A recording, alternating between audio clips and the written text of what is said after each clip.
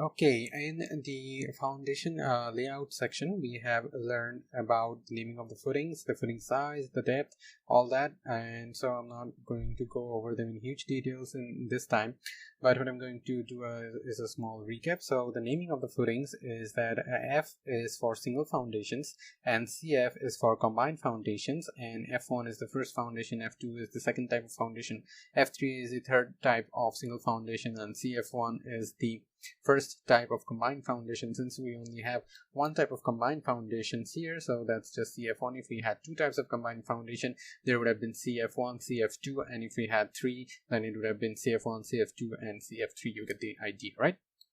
Okay, so moving on here, the D is actually the depth of the foundation, which I have covered in detail in the section. The section is called Foundation Layout Plan. It may be in section 7 of this course. Okay, right. So that much is covered, and then we have the footing size here. This is the depth from the schedule of footing. Now we're going to be talking about the long bar and the short bar. So the long bar is actually denoted by A here. The short bar is denoted by B. That's just how I do it. If you want, you can denote it with something else entirely. Okay, just make sure to mark it down on the section drawing template, which is placed right over here.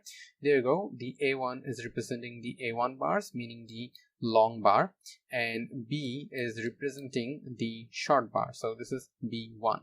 Okay, so this is A1 and this is B1 right here. This is a top view or the plan of a footing for F1 to F3, and here is the plan for footing for CF1 to CF2. Since there is no CF2, I'm just going to edit that out to for just CF1.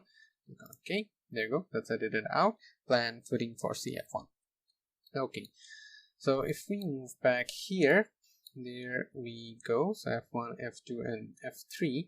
So you can see that for F1, A1 is 16 millimeter diameter bars, 6 inches center to center spacing all through. And A1 for F2 is the same. A1 for F3 is also the same, and it's also true for the B1, B1, and B1 for the F1, F2, and F3. So right over here on the plan, you can see that this is A1 and this is B1. So as a detailer, the detail drawing that you're doing, you're the person who's supposed to know, hey, which bar is the A1 bar and which bar is the B1 bar. The structural designer is only going to tell you that the long bars are these for this foundations footings, and the short bars are this. You need to know which side bar should be the long bar and which side bar should be the short bar. I mean, is this the short bar or is this the short bar? How do you know that? So the short bar is the short bar, right? The bar that is short is short bar, and the bar that is long is the long bar.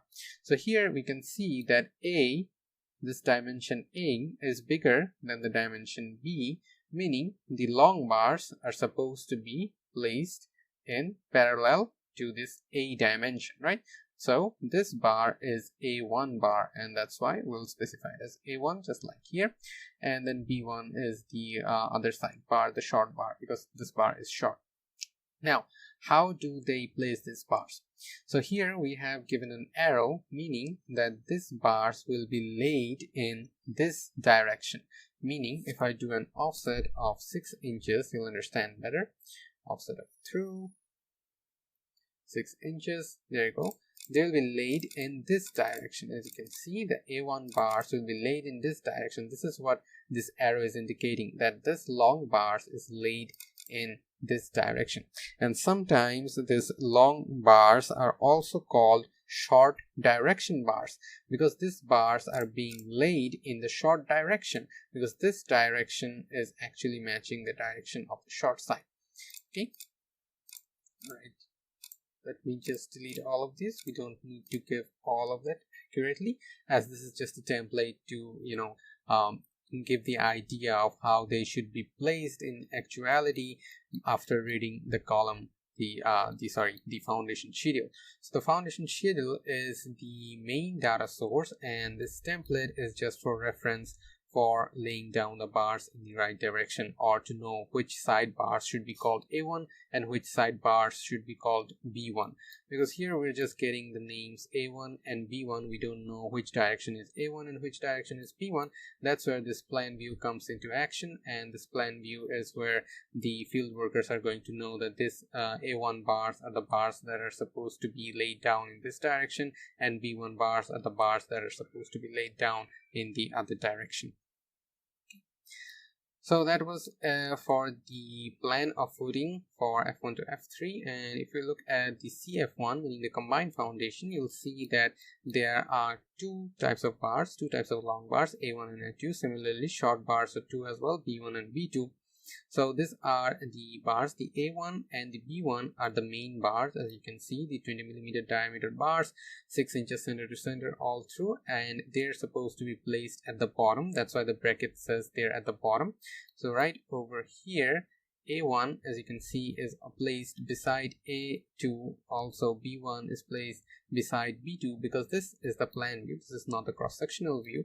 If the worker go to the cross-sectional view right over here, they'll see that A1 is the bottom bar right over here, and A2 is the top bar right over here. Similarly, this bottom bar is B1 and this top bar is B2. Okay, alright, so that is it for this video. We're going to move on in the next video. Thank you very much for watching, and I hope you got to learn something new.